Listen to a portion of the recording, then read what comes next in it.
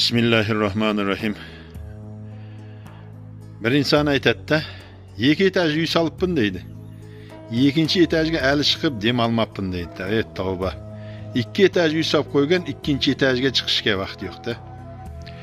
Har bir xonaga ishlatilmasa gilam, ko'rpacha, idish, tovoq zakotini berasiz. Bir yilda bir ishlatilmasa, kirmasa xonaga.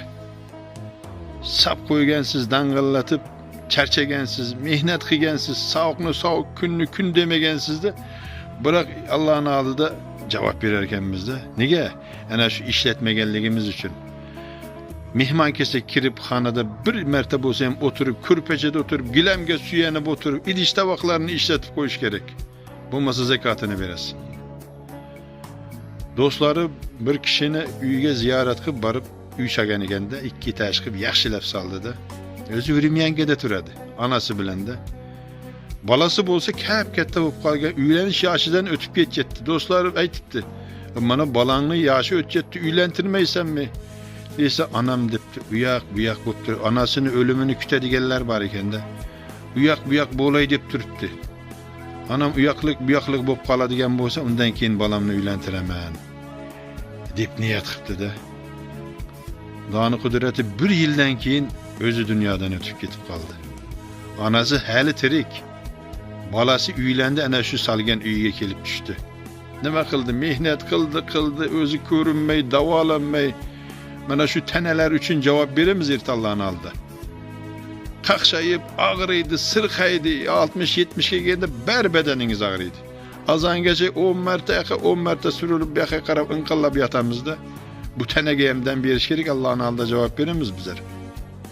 Taat, ibodat bilan, yaxshi muomala bilan, mehrli, oqibatli yashaylik. Qo'shqanimiz bilan qo'sha qayraylik.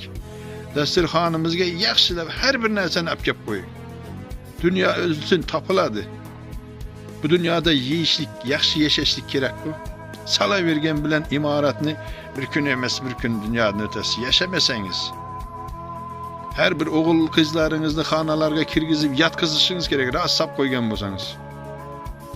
Bundan ko'ra bolalarni o'qiting, qizlarni o'qiting, ilmlik, bilimlik bo'lsin.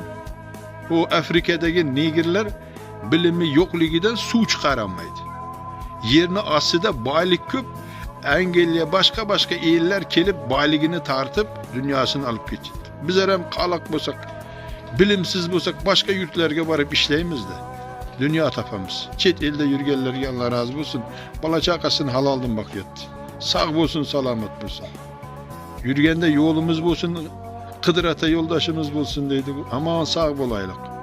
Mehrli, oqibatli bo'laylik. Bolalarimizga yaxshi ta'lim, tarbiya beraylik. Bu ko'zimiz ochiq ekanligida Allohni taniylik.